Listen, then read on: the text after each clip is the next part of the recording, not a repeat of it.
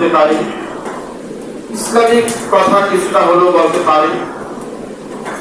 এখনো আমরা মসজিদে একত্রিত হতে পারি, ভ্রমণ করতে পারি, জামাতবদ্ধ হতে পারি, এখনো আতঙ্ক ছাড়া নামাজ আদায় করতে পারি।